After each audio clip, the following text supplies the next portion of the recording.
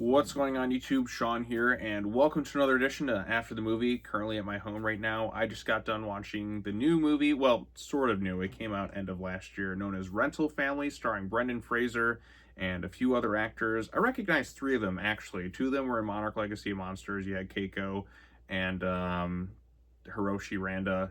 If you watch my Monarch videos, you know who that is. And one of the actors from the Heisei and Reiwa era of Godzilla films. He played Yuki in Godzilla vs. Space Godzilla, and he was also in Shin Godzilla. That's where I recognized him from. Like, oh, hey, I recognize that. So three people for the Godzilla franchise. Just had to bring that up because, well, I'm a big Mega Godzilla fan. For those who follow my channel, obviously know this. But anyway, so this stars Brendan Fraser, one of my favorite actors of all time. So like whenever he does something, I'm always intrigued. I know he went through like kind of a downward period for a little while, but now he's back more at the forefront. He won Best Actor for The Whale, and I'm happy for the guy. Like I said, he seems like a generally really nice, kind guy, and he's really good in this one too. So basically, he plays this kind of a down on his luck sort of actor, and he's not really getting the gigs like he used to, and as it means to kind of just get something.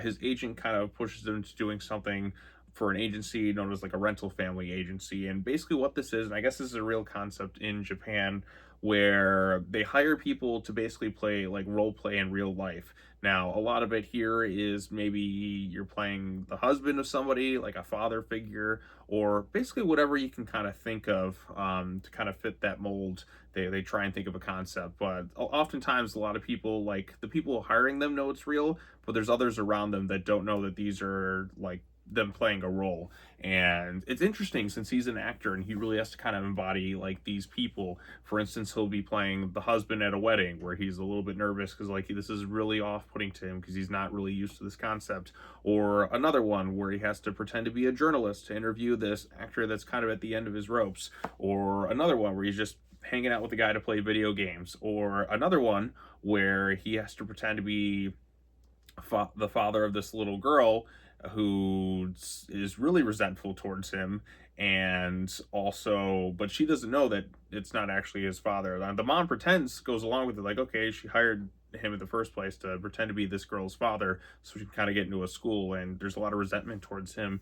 But as he kind of goes about, like, he starts to kind of refine his purpose in life, and he really starts to connect with these people more so than just beyond playing a role for them. And I thought that was a really interesting concept. And for the vulnerable scenes, Brendan Fraser is really good at that too. He can play, he's got the comedic chops, obviously. If you've seen things like Bedazzled and George of the Jungle, this isn't really an action movie, but we know he shines at that. Just take a look at his work in The Mummy.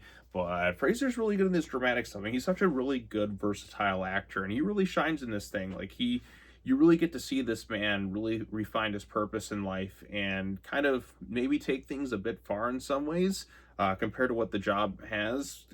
But he really starts to care for these people, and his whole thing was like helping people. And even then, like, this was just a role to kind of start for him, but he really starts to like it, and this is something he really starts to enjoy doing.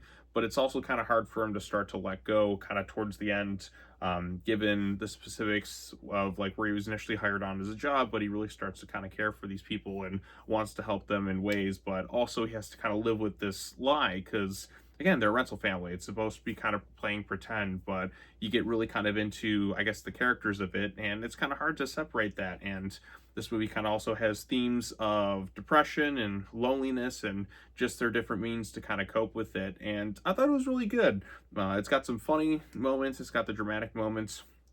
This is a Fox Searchlight picture, so it's not a super, I guess, mainstream movie, but it's not one of those indie films where it's just gonna be kind of off-putting, kind of weird to kind of take people out of it. No, this is a nice little drama comedy with some good performances throughout the cast, and especially from Brendan Fraser. So I like seeing this guy in movies, and this is one of his better ones for sure. Is it my favorite film he's ever done? No, I wouldn't go that far. I mean, The Mummy is just kind of like tip of the top for me, but then again, that's more of my taste. So but when I saw the trailer for this thing, I became really intrigued, and it didn't disappoint me. I thought this was really solid. There's some heartfelt moments, some parts were just a little bit hard to watch because it's you really felt his connection. He has to kind of lie to certain things, and it's hard for him to kind of let go because he's really grown to kind of care for these people. But again, it's a job, and he can't be there like to fulfill this role forever. So I thought that was interesting. I thought the concept was unique. Plus, this is a movie like shot and filmed in Japan, and getting to see a lot of it and seeing the city and everything and the lifestyles there. It's like I really want to go there at some point. Going to Japan is at the tip top of my bucket list of places to visit, and one day it has to happen. I can't live my entire life without having gone to Japan. I got to make it a reality at some point. Hopefully, I win the lotto or something, so that way I can just go visit this place I've wanted to visit my entire life. So, yeah. But anyways, I thought overall this is a pretty solid movie. It's got, as I was saying earlier, it's got the comedic moments, it's got the dramatic element to it. It's paced perfectly fine.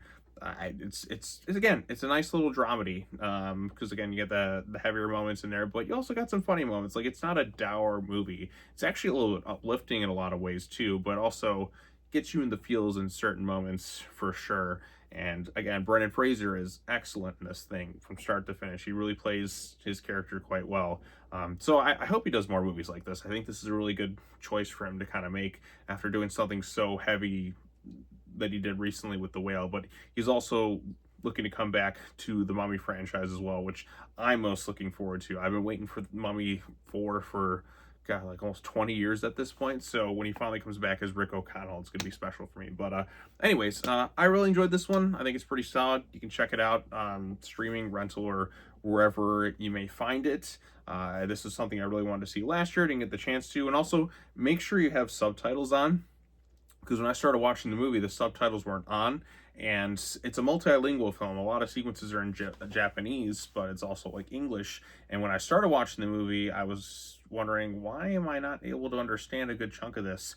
But thankfully, I put on the subtitle option. Like, okay, cool, great. Because for whatever reason, the version I was watching, it just didn't have it like set up, so I had to kind of change that. But since it has that, I just kind of like letting you all know, and in case you intend to watch it. So, but again, a nice little dramedy, good performance from Fraser and some of the other actors involved, and it was nice. It was a positive, feel good kind of movie, but also hitting the feels at certain moments. And it's one I wouldn't really mind rewatching again. Pretty solid overall. Is it the best movie of last year? I wouldn't go that far.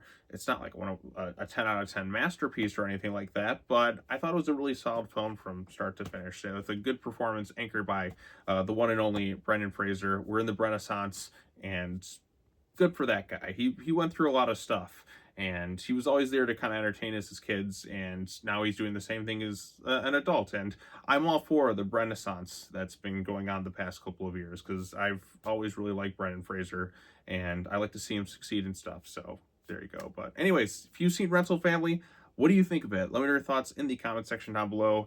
Like this video, share it with your friends, subscribe to the YouTube channel for more content, hit that bell for notifications, all that fun stuff. I'll be back again sometime soon with more new videos, but I really want to talk about Rental Family. So thanks so much for watching. As always, take care now. Bye-bye then, and I will see you all in the next video.